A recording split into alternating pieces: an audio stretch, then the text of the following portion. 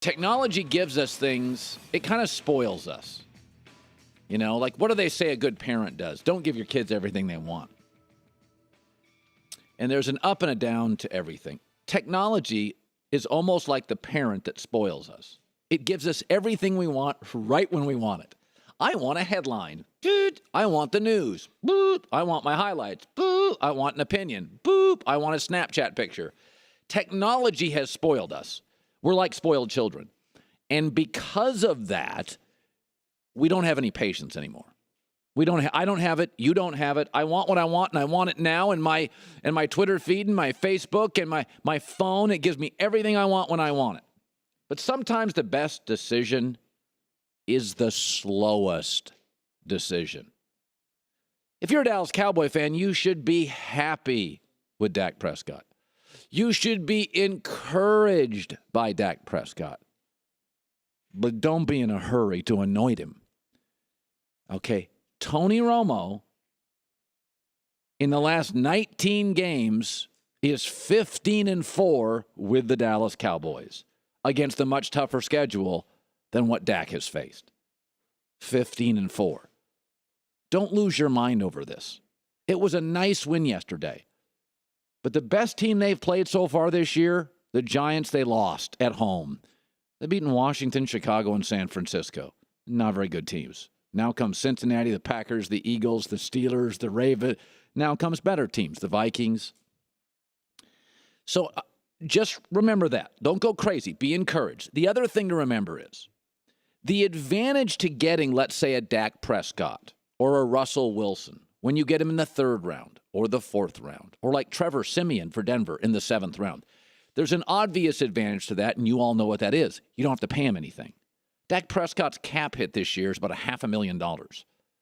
Tony Romo, his cap hit this year is like 20. So the advantage, you could say, okay, let's get rid of Tony, because then we'll have $19.5, $20 million to go get defensive players.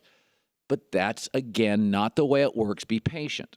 If you cut Tony Romo at the end of this year, it'll only save you $5 million on the cap next year. That's not even one great defensive player. Now, the following year, okay, so next year, Romo's going to cost you $19.6 million, whether you cut him or not. The following year, then you start saving $16 million. That's 2 great defensive players.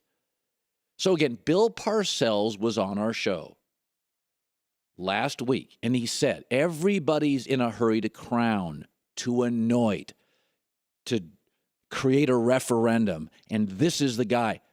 Take a deep breath. You've been spoiled by technology. You get what you want. Let this baby play out. This is going to sort itself out. This young man's got an opportunity. He's making the most of it. You know, sometimes when they find out what you can't do in this league, then they make you do that. The more film they get to watch, the more likely they are to try to get him to do things that he doesn't seem to do well. Let it bake.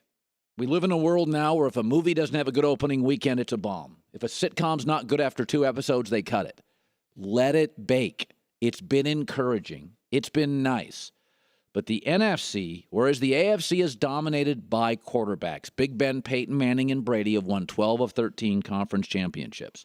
The NFC's been dominated by line play. Seattle, Harbaugh's Niners, Carolina, even the great Green Bay team with Aaron Rodgers, that defense that year was out of this world.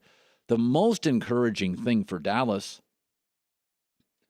this offensive line has Ezekiel Elliott leading the NFL in rushing and has everybody believing that Dak is better than Tony Romo.